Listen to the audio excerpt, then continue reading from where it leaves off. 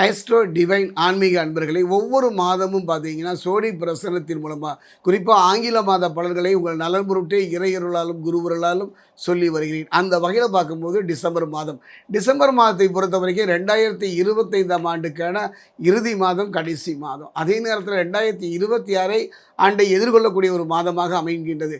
கடந்த காலம் ஒரு போராட்டம் நிறைந்ததாக, இழக்கக்கூடிய ஒரு சந்தர்ப்பம் அமைந்ததாக, நம்பிக்கை இல்லாத ஒரு காலமாக இருந்தது. அந்த நிலை இந்த காலத்தில் மாறுமா என்று நாம் பார்க்கிறோம். டிசம்பர் மாதம் மற்ற கிரகங்களுடைய இருப்பை வைத்து தான் மாத ஜோதிடம் சொல்கின்றேன். சோழி பிரசன்னத்தின் ஒரு அற்புதமான ஒரு நிலைதானே. ஒரு நெருப்பு தொட்டால் சுடும் என்கின்றோம். தொட்டு பார்ப்பேன் என்பவரை பற்றியெல்லாம் எனக்கு கவலை இல்லை. அந்த வகையில் இந்த மாதம் எவ்வாறு இருக்கும் கன்னி ராசிக்கு?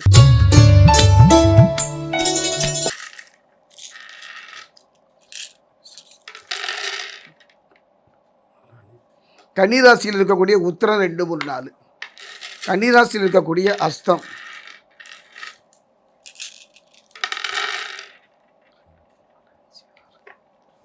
கன்னிராசியில் இருக்கக்கூடிய சித்திரை 1, 2,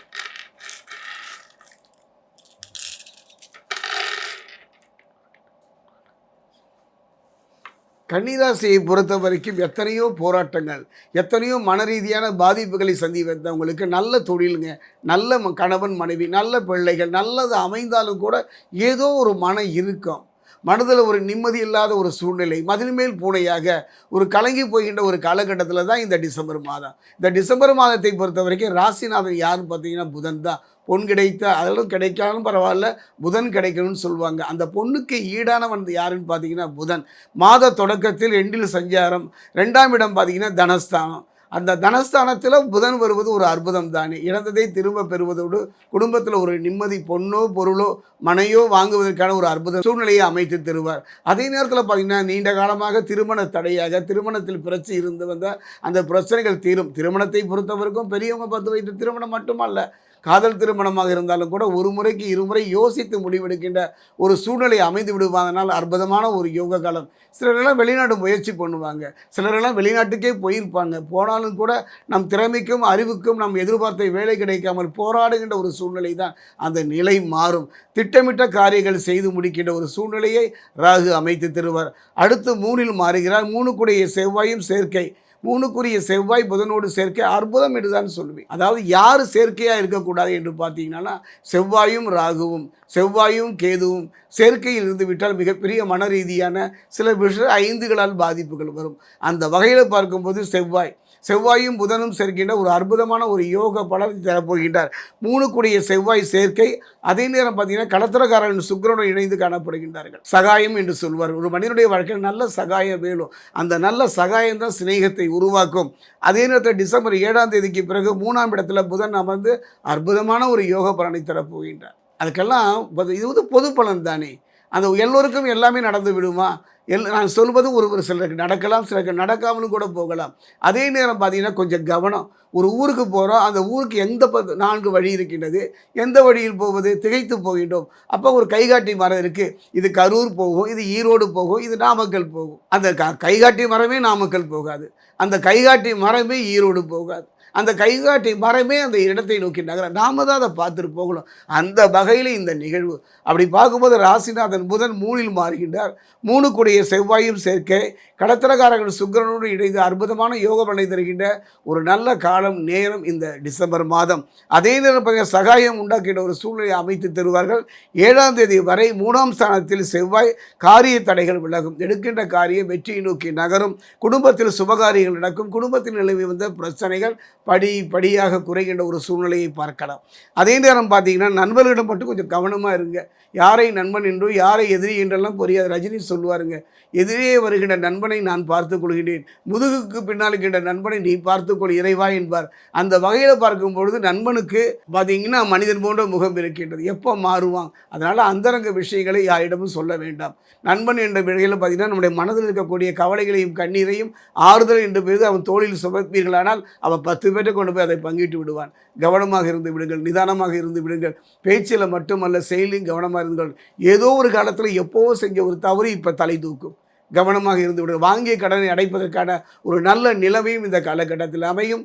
அதே நேரம் பார்த்தீங்கன்னா சனி பகவான் கன்னியை பொறுத்த வரைக்கும் சனி பகவான் சில சங்கடங்களை தந்தாலும் கூட திருத்தணி அருகே இருக்கக்கூடிய பாதசனீஸ்வரர் ஆலயம், இந்த ஆலயத்திற்கு கன்னி ராசிக்காரர்கள் இந்த டிசம்பர் மாதத்துக்குள்ளே ஒரு நாள் சென்று சனிக்கிழமையில் சென்று அங்கு தரக்கூடிய நல்லெண்ணெயை கொண்டு தீபம் ஏற்றி அந்த நல்லெண்ணெயை கொண்டு சனி பகவானுக்கு அபிஷேகம் செய்து பாருங்கள். ஒரு தேங்காயை வாங்கி இரண்டாக உடைத்து நீரை வெளியேற்றி உள்ள நல்லெண்ணெய் நிரப்பி தீபம் ஏற்றினால் அற்புதமான ஒரு யோக பலனை தரக்கூடிய ஒரு காலமாக அமையும். ஆஸ்ட்ரோ டிவைன் ஆன்மீக நண்பர்களே, இந்த 2025 பொறுத்த வரைக்கும் ஒரு அற்புதமான ஒரு ஆண்டாக அமையுமா, நிம்மதியான ஆண்டாக அடையுமா என்றெல்லாம் நாம் கலங்கித்தான் போடும்.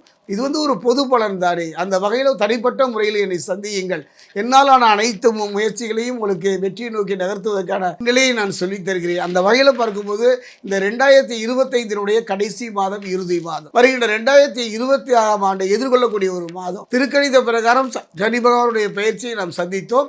2026 பொறுத்த வரைக்கும் வாக்கிய பஞ்சாங்கம் பிரகாரம் பார்த்தீங்கன்னா சனி பகவான் 7ஆம் தேதி பயிற்சி ஆகின்றார். இது எவ்வாறு இருக்கும் என்பதை காலம்தான் கணிக்கும்.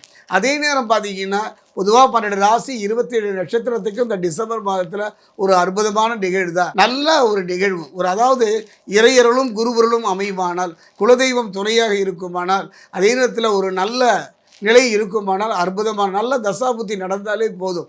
3 கிரகங்கள் என்று சொல்லுவேன். அதாவது ஒரு மனிதன் வாழ்க்கையில் முயற்சி எடுக்கலுங்க. எத்தனையோ தோல்வி, 7 முறை 8 முறை தோல்வியை சந்தித்தாலும், ஏன் வாழ்வின் பெரும்பகுதியை தோல்வியில் கழித்தாலும் கூட அவன் முயற்சியை மட்டும் கைவிடக்கூடாது.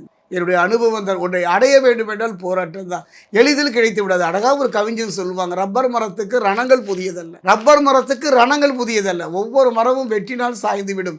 ரப்பர் மரம் அப்பதில் வருவான், ஒரு வெட்டுவான், பால் கசியும். அடுத்த முறை வருவான், வெட்டுவான், பால் கசியும். அதனுடைய வாழ்வை பார்த்தீர்களா? அது ரப்பர் மரத்தினுடைய தலைவிதி என்றெல்லாம் சொல்லிவிட முடியாத மரத்தினுடைய இயல்பு. வாழ்ந்துதானே தீர வேண்டும், நின்றுதானே தீர வேண்டும், பலன் தந்து தானே தீர வேண்டும். அந்த வகையில் ரப்பர் மரத்துக்கு ரணங்கள் புதியதில்லை என்பதை போல எத்தனையோ ஏமாற்றங்கள் துரோகங்கள் இருந்தாலும் கூட ஒரு அற்புதமான ஒரு நிகழ்வு இந்த டிசம்பர் மாதம் 12 ராசி 27 நட்சத்திரத்துக்கு பார்த்தீங்கன்னா ஒரு முயற்சி. அந்த ஒரு மனிதன் ஒரு முயற்சி எடுக்காமலே போய்விடுவான். ஒரு நல்ல வீடு வாங்கலோ, ஒரு நல்ல திருமண வாழ்வு அமையலோ, பிள்ளைகள் உயர்ந்த நிலையை அடையலும். என் தந்தை தான் கஷ்டப்பட்டார், நானாவது ஒரு நல்ல நிலையை நோக்கி நகர வேண்டுமானால் முயற்சி. அந்த முயற்சிக்கு காரணகர்த்தை யாருன்னு பார்த்தீங்கன்னா செவ்வாய். எடுக்கின்ற முயற்சி பாதியோடு நின்றுடக்கூடாது, போராடி அந்த முயற்சியை நகர்த்தலும். அதுக்கு காரணம் கடத்தக்காரர்கள் சுக்கிரன். அந்த முயற்சியை நடத்தினாலும் கூட இறுதியில் வெற்றியை நோக்கி நகர வேண்டும். அந்த வெற்றியை தரக்கூடியவன் புதன். அந்த 3 கிரகங்களும் பார்த்தீங்கன்னா தனுசு ராசிக்கு வர்றாங்க. ஏன்னா விருச்சிகத்திலிருந்து தனுசுக்கு வருகிறார்கள். ஒரு அற்புதமான ஒரு காலம். அந்த வகையில் பார்க்கும்பொழுது சனி பகவான் வக்ரமாகி வக்ர நிகழ்த்தி ஆகிவிட்டார். குரு பகவானோ வக்ரகதியில் இருக்கின்றார். இப்படிப்பட்ட ஒரு சூழ்நிலையில் நாம் நம் மனதை மட்டுமல்ல, உடலை மட்டுமல்ல, நம்முடைய செயலையும் சரியாக அமைத்துக் கொள்வோமானால் அற்புதமான யோக பலனை தரும். திரும்பவும் சொல்கின்றேன், பரிகாரம் என்று சொல்வதை சென்று நின்று பாருங்கள். ஒரு முறை திருத்தணி அருகே இருக்கக்கூடிய பாதசனீஸ்வரர் ஆலயம், அந்த ஆலயம் சென்று தேங்காய் வாங்கி இரண்டாக உடைத்து நீரை வெளியேற்றி நல்லெண்ணெய் நிறைவேற்றி தீபம் ஏற்றி பாருங்கள். இந்த மாதம், இந்த டிசம்பர் மாதம் கடந்த காலத்தினுடைய கசப்பை மறந்து எதிர்காலத்தில் பயம் இல்லாமல் வாழ வைக்கும். அந்த வெற்றியை தரக்கூடியவன் புதன். அந்த 3 கிரகங்களும் பார்த்தீங்கன்னா தனுசு ராசிக்கு வர்றாங்க. ஏன்னா விருச்சிகத்திலிருந்து தனுசுக்கு வருகிறார்கள். ஒரு அற்புதமான ஒரு காலம். அந்த வகையில் பார்க்கும்பொழுது சனி பகவான் வக்ரமாகி வக்ர நிகழ்த்தி ஆகிவிட்டார். குரு பகவானோ வக்ரகதியில் இருக்கின்றார். இப்படிப்பட்ட ஒரு சூழ்நிலையில் நாம் நம் மனதை மட்டுமல்ல, உடலை மட்டுமல்ல, நம்முடைய செயலையும் சரியாக அமைத்துக் கொள்வோமானால் அற்புதமான யோக பலனை தரும். திரும்பவும் சொல்கின்றேன், பரிகாரம் என்று சொல்வதை சென்று நின்று பாருங்கள். ஒரு முறை திருத்தணி அருகே இருக்கக்கூடிய பாதசனீஸ்வரர் ஆலயம், அந்த ஆலயம் சென்று தேங்காய் வாங்கி இரண்டாக உடைத்து நீரை வெளியேற்றி நல்லெண்ணெய் நிறைவேற்றி தீபம் ஏற்றி பாருங்கள். இந்த மாதம், இந்த டிசம்பர் மாதம் கடந்த காலத்தினுடைய கசப்பை மறந்து எதிர்காலத்தில் பயம் இல்லாமல் வாழ வைக்கும்.